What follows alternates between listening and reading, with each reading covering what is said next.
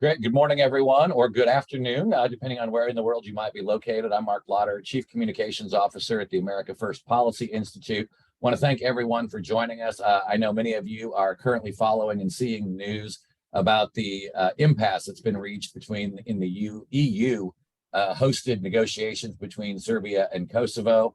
I wanted to take this opportunity to offer some context on that, and am pleased to introduce the former special envoy for Kosovo-Serbia negotiations, former acting director of the Office of National Intelligence, former U.S. ambassador to Germany, Rick Grenell. Rick, take it away, sir.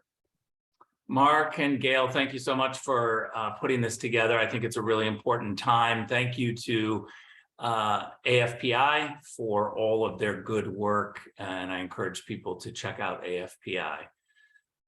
We're coming together here today after a total collapse of the negotiations in Brussels, and it's disheartening to watch. Certainly, we know that in the Trump administration, we forged 4 economic normalization agreements, and it was always President Trump's vision to stop with all of the political negotiations, which for 20 plus years has produced next to nothing, and concentrate instead on economic development, make sure that the Balkan region produced jobs for the young people.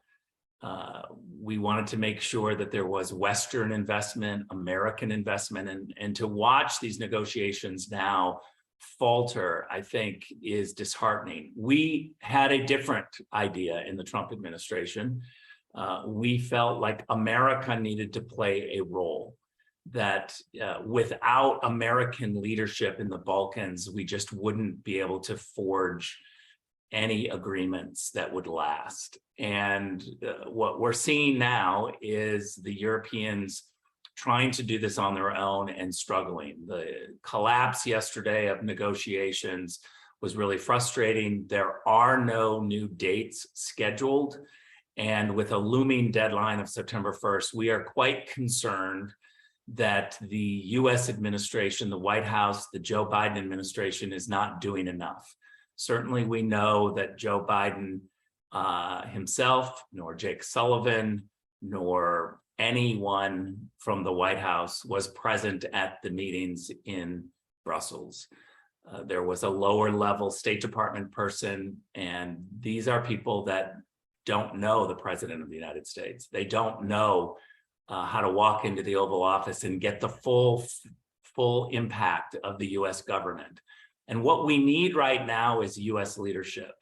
We would like to see the Joe Biden administration appoint a presidential envoy for Kosovo-Serbia negotiations. There is no reason to leave this to the Europeans. We've been frustrated at the lack of progress. Once we saw this conflict developing over the last several weeks and months, we really didn't see action from the US. We saw very little. We saw the US saying publicly and from the podium at the State Department that the policy was to let the Europeans lead on this. And what we've learned over the last several years is that the Europeans need Americans' help. And certainly there is no better example than to show the war in Ukraine. This is in Europe's backyard. They could not solve this issue. The Americans have had to come in, and we're calling upon the White House, Joe Biden White House, to actually engage in the Balkans. It's time that they step up and try to bring forward the American leadership that is so needed in the Balkans. I'm concerned with the current negotiations in Brussels that the EU ideas, the US ideas were all rejected by Elvin Kurti.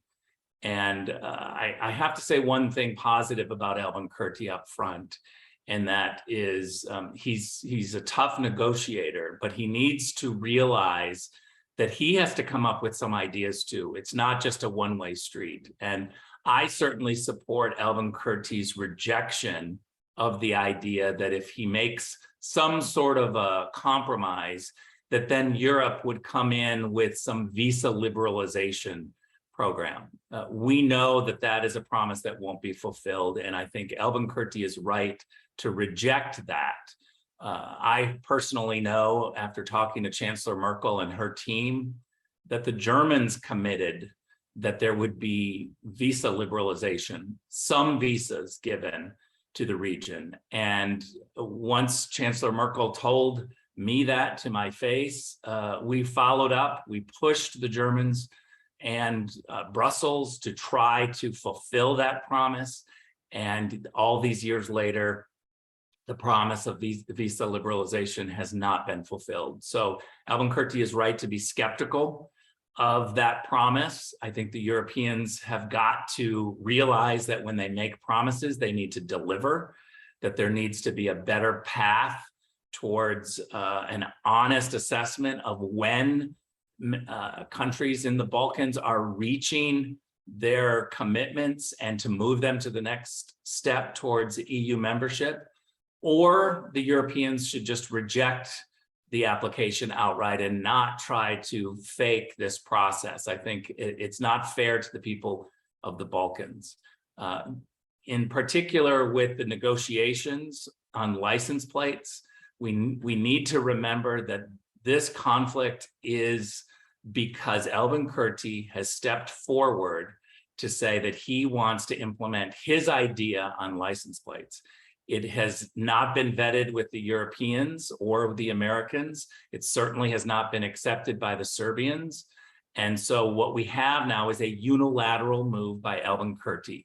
This is not a good idea, especially when you look at the region and how tenuous it is right now with conflicts around in Europe. I would call upon Alvin Kurti to negotiate a way forward. He's got to come forward with ideas and negotiate. This is not a one-way street. And there are ways to have solutions. I think one way that the Americans should step in and push for a solution is to have a mutual acceptance of license plates. Accept each other's license plates and move on. We all know that this is only the latest conflict. The issue that we're dealing with is license plates, but there are many other issues to look at and to negotiate. I would suggest that the team concentrate on economic development, concentrate on jobs for young people, and the politics will then follow. But it seems that we're in this trap of, once again, just sitting down with politicians talking about politics. And after 20 plus years, we need to learn the lesson that this is not working, and that we need to go back to the idea where the Americans and the Western investments come into the Balkans to create a different paradigm, to bring jobs and economic development to the region. That will change the calculus. People want to see economic development, and I would call upon the negotiators to understand that sitting down and trying to hammer out politics is not going to be the solution. With that, I know there are a lot of questions that we can dive into. I'm happy to take questions from both sides or from observers. And so I would turn it over to Mark and Gail to manage the Q&A portion. Great, thank you, Mr. Ambassador. So if you have a question, now would be the time to either raise your hand virtually here, and we can unmute you so you can ask that question. Or I see that we do have one question typed into the Q&A box. Either will work, and so we'll open it up to questions now.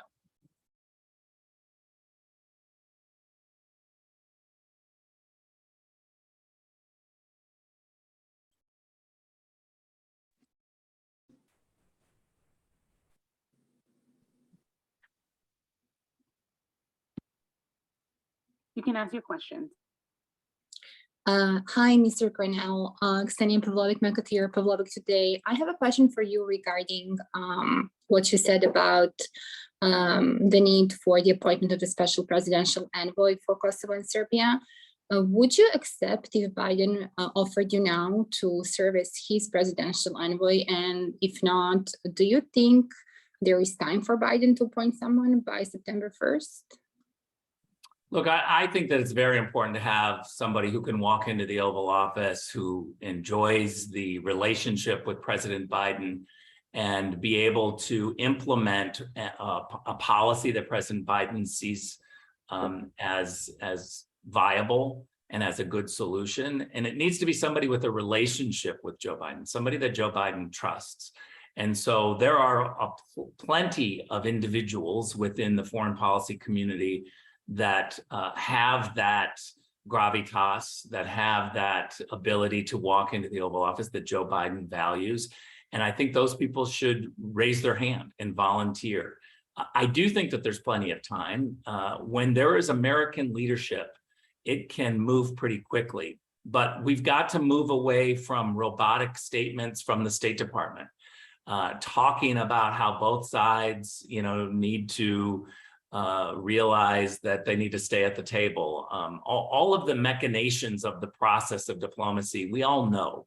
What we need right now is diplomacy with muscle. We need to stop mocking tough diplomats, because what we've seen certainly with Ukraine is that when diplomats fail, then we have war and conflict.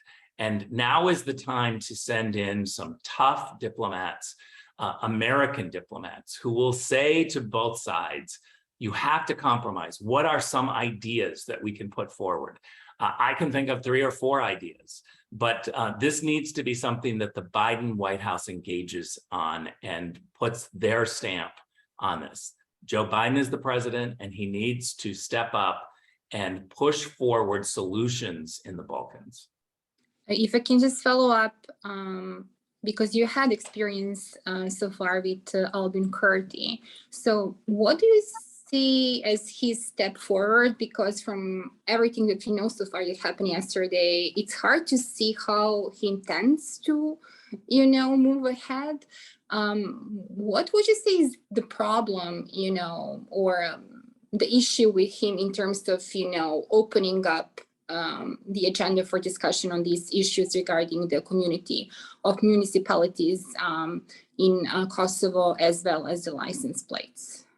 Look, I think, we've been frustrated with Albin Kurti and his tactics for a while, and all of my criticism of him is well known. But I will say this about Mr. Kurti. He's a tough negotiator.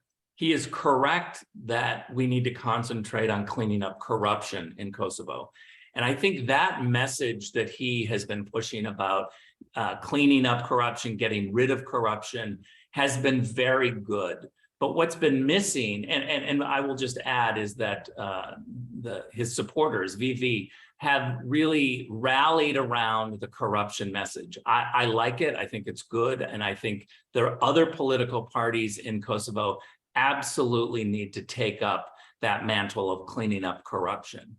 But what's missing from Albin Kurti's messages and from the VV supporters is a recognition that it's been 20 plus years since the conflict. And what we need to be able to do is come forward with ideas that both sides can move forward on. There are plenty of ideas out there, and Albin Kurti needs to stop acting like he's in the opposition and criticizing everything, and start acting like the leader that he was elected to be. He needs to come forward with ideas, but what happened yesterday is he rejected every idea from the EU, every idea from the US, every idea from the Serbian side, and that's not good. And I'll just also add this, is that the Serbian side, led by President Vučić, also needs to understand that compromise is key here, that they've got to put forward ideas that move us forward. I call upon the Serbs to have patience. Their economy is huge. And in many ways, they have more to lose. And so the Serbian government and the Serbian leaders need to understand that they need to keep coming forward with ideas, and the Europeans and the Americans need to figure out which ideas make sense and then push both sides to recognize and move forward with those ideas. Thank you.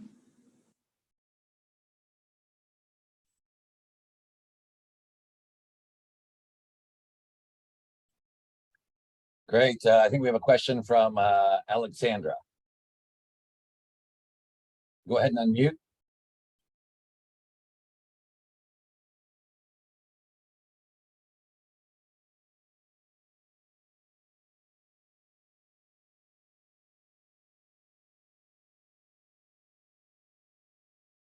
Go ahead, Alexandra.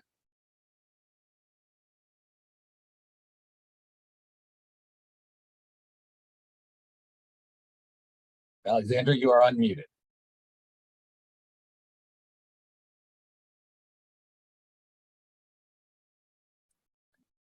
Okay, we'll give that a second to work itself out. We'll get that worked out. There's a question in the chat room, Mr. Ambassador, from Nicholas Wadhams.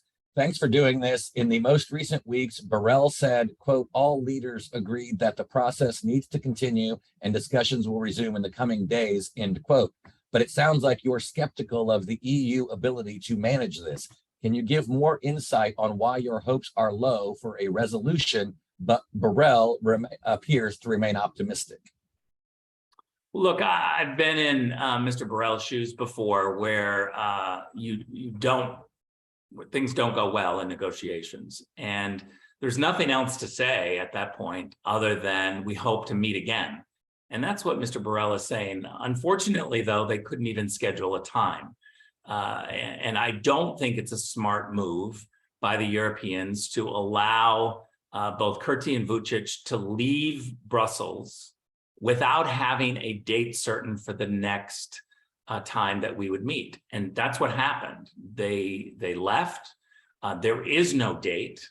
They're saying that they would like to meet within the next couple of days. That's not certain. We know that there's no meeting today. There's no meeting scheduled for Saturday. There's no meeting scheduled for Sunday or Monday. And so I get frustrated because the way that this works, it's August in Europe.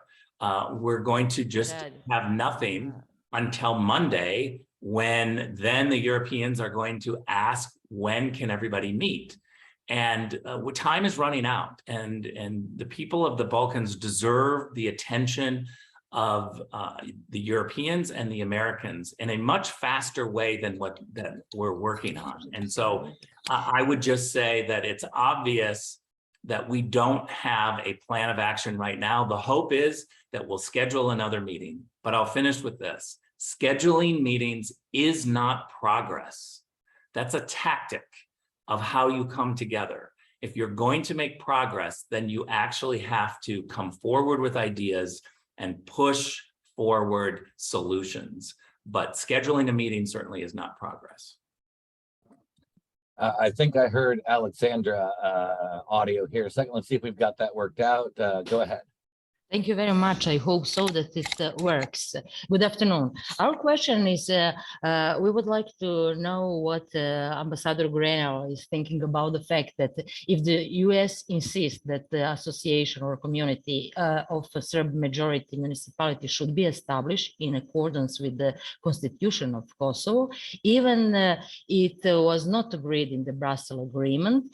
In that way, how Serbia could have confidence in any agreement, even if one has been signed in the presence of international community or representatives of the EU or some other representatives of international community, especially having in mind that it has not been implemented since 2013. How can we trust in all this and have confidence in any agreement? I think it's a very important question, and it's something that we think about on the diplomatic side. Building on previous agreements is crucial. And I was pleased to see that the Biden administration embrace the 4 economic agreements that we did in the Trump administration. That's a good thing, that we should build upon those agreements, and we should build upon the previous agreements that the Europeans put together. But you are correct in that we create this lack of confidence when we start over every time, when we don't hold governments to their commitments. And whether it's the government of Thaci or the government of Mr. Hoti, these agreements were signed in the presence of the international community, and we need, the US and the EU need to hold the parties to their agreements. This is very important, and we need to build upon them. This is why I'm calling upon the Americans to show leadership, the White House, to come forward and begin to push for implementation. Let me just give one example. We were able to push forward the Madare border crossing. And if not for pushing from the Americans, that would not have been opened. And that is a good thing to have progress. But there are a whole bunch of other agreements besides the one that you reference.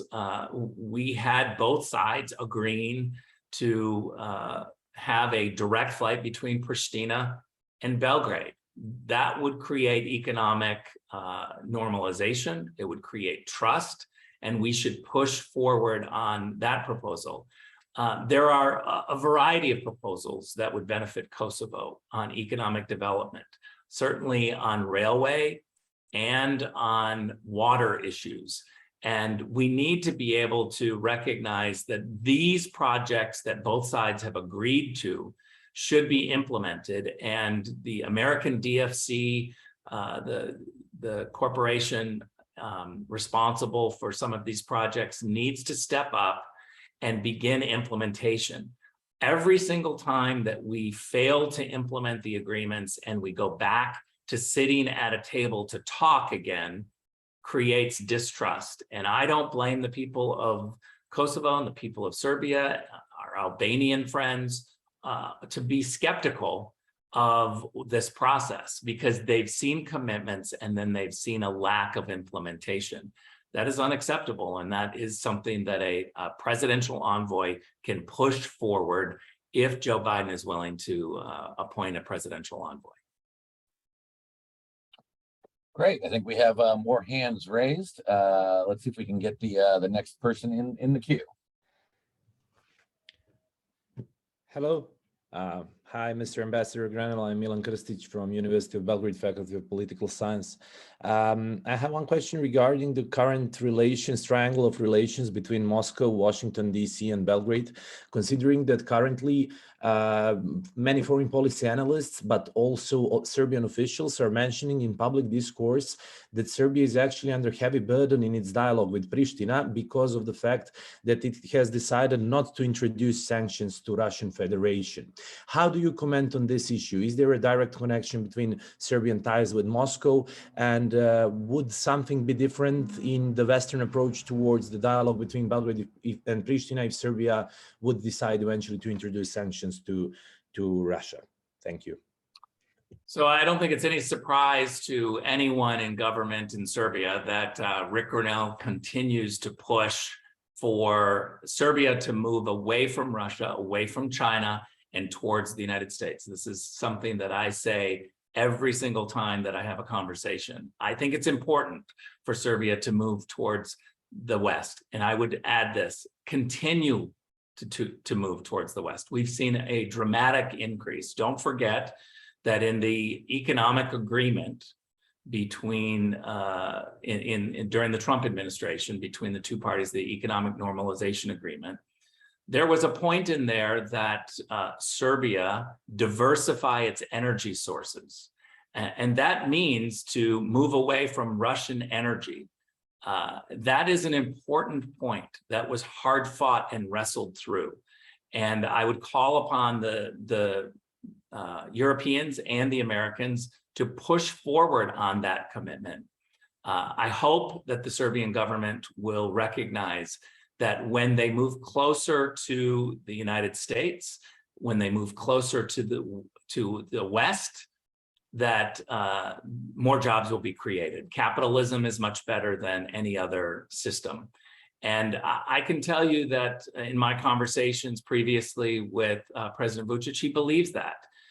They have clearly a history, though, that they need to be very careful with as they move forward. And so I will continue to do my part to push towards a greater Western alliance. And I've seen great progress. And I would just say we need to continue along that road. Okay, Mr. Ambassador, we've got a few minutes remaining. I want to get a couple of the chat questions that have been answered from Snezana. How do you comment Curtsi's insisting on RKS license plates? Can Curtsi's decision lead to escalation on Kosovo? Look, I'm very concerned about the escalation of unilaterally implementing one idea. I'll go back to the point that what Mr. Kurti needs to do is come forward with ideas and then negotiate those ideas with the Serbs in the presence of American and Europeans. The Americans and the Europeans should be the referee. They're the ones who can look at these ideas and say, this is good, this is bad. But I would encourage the referees, I would encourage the diplomats to think big and to realize that for every move that you make, you can do big steps or a couple of big steps if you can recognize that both sides have to give and both sides have to win.